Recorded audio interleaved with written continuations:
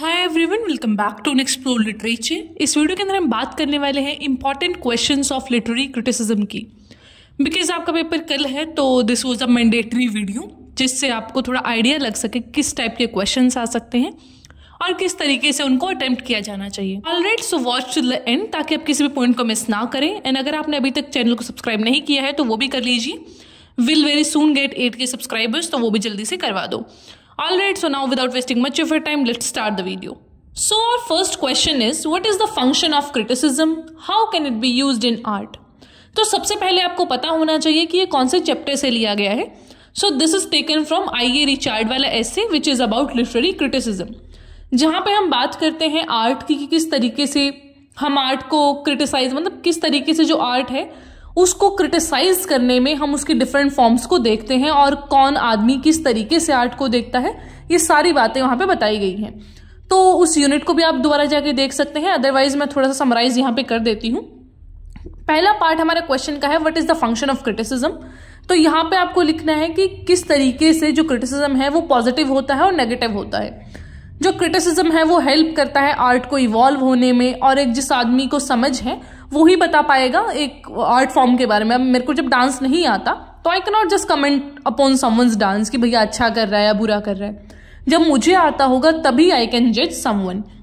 तो इसी तरीके से क्रिटिसिज्म होता है, जो आदमी लर्नेड होगा वो ही बता सकता है कि ये चीज गलत है या सही है। जब आपको खुद नहीं आता तो you can not do that. तो ये आप उस वीडियो में देखिएगा, बहुत डिटेल एक्सप्लेनेशन है जहां से आपको प्रॉपर कंटेंट मिल जाएगा। How can it be used in art? तो आर्ट में इसको कैसे हम यूज कर सकते हैं? इसको यूज करके हम अपना कंस्ट्रक्टिव बिहेवियर अडॉप्ट कर सकते हैं और अपनी जो आर्ट है उसको और इम्प्रूव कर सकते हैं।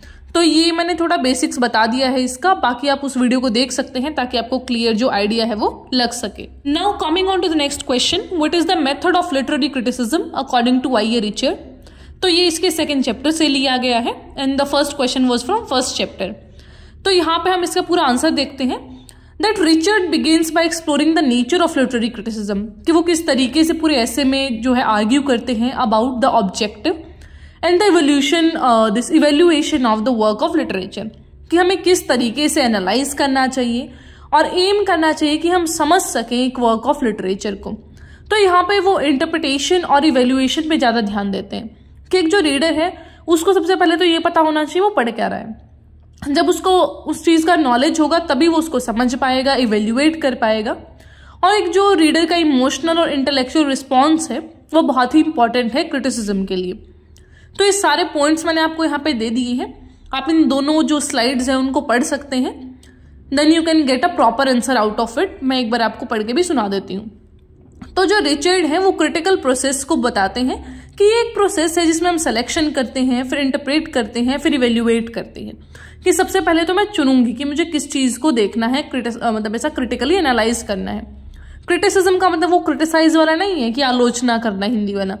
यहाँ पे क्रिटिसिज्म का मतलब है उस चीज को परखना, उसकी कमियां खामियां सब कुछ गिनना। That is critically analysing the thing. तो सेलेक्ट करेंगे, फिर इंटरप्रेट करेंगे, फिर इवेल्युएट करेंगे। देन ही टॉक्स अबाउट कि जो लिटरेरी वैल्यू है वो कितना इंपॉर्टेंट है, किस तरीके से जज किया जाना चाहिए। फिर वो ये भी बताते हैं कि क्या सब्जेक्टिविटी रहती है क्रिटिसिज्म की और क्या उसकी ऑब्जेक्टिविटी रहती है, क्योंकि इंटरप्रिटेशंस बहुत सारे हो सकते हैं जो कि सब्जेक्टिव है, लेकिन जो एक उसका इवेल्युएशन है वो ऑब्जेक्टिव होगा। तो ये सारी चीजें वीडियो में कवर की गई हैं, प्लीज उसको चेकआउट कर लीजिएगा अगर आपको बिल्कुल प्रॉपर इसका जो क्लैरिफिकेशन चाहिए टॉपिक पे या फिर अंडरस्टैंड करना है आपको ये टॉपिक। यहाँ पे I will not be going into two depth, वरना ये वीडियो बहुत लंबे हो जाएंगे। Alright, so now the next question is explain the idea of Sublime in beautiful. ये बहुत इंपॉर्टेंट क्वेश्चन है, ये देख लेना घुमा फिरा के कैसे भी this question will come in our exam. मैं तो कहती हूँ इसका पहले से ही आंसर तैयार करके चले जाओ कि क्या क्या तुम्हें पॉइंट्स इंक्लूड करने हैं, कैसे शुरू करना है, कैसे खत्म करना है। This answer should be properly maintained in your notebooks पहले से ही। अब जो भी ये इंपॉर्टेंट क्वेश्चंस वाला वीडियो अपलोड हो जाएगा उसके जस्ट बाद ही I will upload this video for sublime and beautiful also, जहां पे हम वो डिस्कस करेंगे philosophical inquiries into sublime and beautiful वाला जो भी था वो, उसको हम डिस्कस करने वाले हैं। तो यहाँ पे मैं जस्ट आपको हल्का सा आइडिया दे देती हूँ। तो देखो सबलाइम क्या होता है? सबलाइम इज समथिंग ग्रेट, मतलब कोई बहुत ज्यादा बड़ी चीज है या फिर कोई विविड चीज है। तो ऐसे ऐसे जो चीजें हैं ना उनको देख के जो आपके मन में थॉट आता है दैट इज सबलाइम। और जो ब्यूटी है, beauty is the idea of pleasure, या फिर जो है कहे मतलब किसी चीज को देख के जब आपको अच्छा लगे कि ओ यार कितना सुंदर है। लेकिन सबलाइम क्या है, एक आइडिया ऑफ पेन है। ठीक है, इसको बहुत अच्छे से हमने एक्सप्लेन किया है उस वीडियो में, वहां पे आप और अच्छे से समझ पाओगे। तो इन शॉर्ट अगर बात करें तो इस सबलाइम में क्या होता है, जब आप किसी चीज को देखते हो तो आपको वो चीज एक्साइटिंग भी लगती है, लेकिन आपको उससे डर भी लगता है। तो इस तरीके की चीजों को हम बोलते हैं सबलाइम। लेकिन on the other hand beautiful क्या होगा, वो एस्थेटिक वैल्यू पे आ जाएगा फिर, कि देखने में सुंदर है, प्लेजेंट है। ठीक है, ये फर्क होता है इन दोनों के अंदर। बाकी आप उस वीडियो में देख लीजिएगा। Now coming on to the next question, ideas of Virginia Woolf and Eliot are opposite regarding the ethos of literary tradition, do you agree? तो मैंने आपको बड़े अच्छे से समझाए दोनों ये जो टेक्स्ट हैं, इंडिविजुअल एंड टैलेंट बाय टी.एस. इलियट एंड मॉडर्न फिक्शन, जो कि 1990 में लिखा गया था। मैंने लेकिन वीडियो में 1921 बोल दिया था, तो my mistake, please correct that. वो 1919 है। तो यहाँ पे उनके जो आइडियाज हैं वो कॉन्ट्रास्टिंग कैसे हैं। तो जो वर्जीनिया वुल्फ है वो तो बात करती है कि भैया हर राइटर को नई नई चीज ट्राई करनी चाहिए, उसको किसी सेट ऑफ रूल्स में नहीं बनना चाहिए, तभी वो अच्छा लिख पाएगा। लेकिन हमारे इलियट क्या बोलते हैं, इलियट कहते हैं कि भैया अपने ट्रेडिशंस को मत भूलो, अगर तुम उनसे हट जाओगे तो फिर कोई इंपॉर्टेंस है नहीं किसी चीज का। तो यहाँ पे ये दोनों अपोजिट व्यूज रखते हैं। वो आप ऐसे में भी देखेंगे जब इनके, वो आपको क्लियरली दिखेगा कि कैसे ये एक दूसरे के अपोजिट व्यूज रखते हैं। या फिर अगर आपको ऐसा लगता है कि नहीं रखते भैया, किसी तरीके से इनकी बातें कनेक्टेड हैं, तो फिर आप वैसे भी लिख सकते हो। मतलब literature is the beautiful subject in this regard, क्योंकि कोई फिक्स आंसर नहीं होता है यहाँ पे it depends on the writer या फिर जो भी है रीडर, वो जिस तरीके से उस चीज को समझता है वो वैसे ही लिख देगा। ऐसा कोई सही गलत नहीं होता, दिस इज नॉट साइंस। अब आते हैं हमारे लास्ट क्वेश्चन पे, the aesthetic response toward art is different for everyone, कि जो एक इमोशनल रिस्पॉन्स होता है लोगों का एक आर्ट को देख के, वो अलग अलग रहता है। तो इसको एक्सप्लेन करिए। पहली बात तो आपको पता होना चाहिए ये चीज कि ये कौन से ऐसे से लिया गया है। So this is from of the standard of taste by David Hume, वहां से इसको लिया गया है। वहां मैंने बड़े अच्छे से बताया था, बहुत ज्यादा अच्छे से बताया था कि कैसे एक आदमी एक चीज को देख के कैसा फील करता है, वो अलग अलग हो सकता है। मैंने वहां भी ये एग्जाम्पल लिया था कि मे बी आपको जो ये बॉलीवुड सॉन्ग्स हैं वो पसंद हो, जो ये पूरा बीट वीट वाले सॉन्ग्स, लेकिन ऑन द अदर हैंड मुझे मे बी एक सूफी सॉन्ग पसंद हो।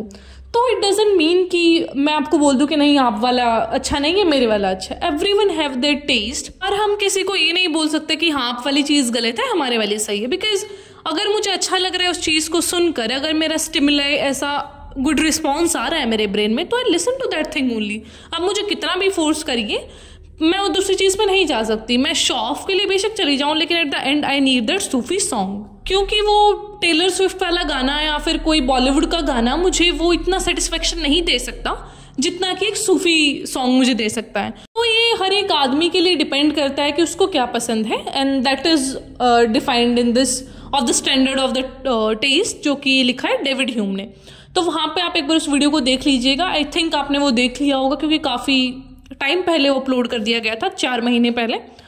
आई होप अभी तक आप इतने तो रेडी हैं कि you are feeling comfortable to give your exam tomorrow. फिर भी कोई डाउट है, कुछ भी क्वेश्चन है, you can directly comment it down, या फिर आप मुझे ईमेल पे भी ऐसा पूछ सकते हैं। I will answer that. Alright, so I will meet you in the next video. Till then take care, stay happy, stay healthy.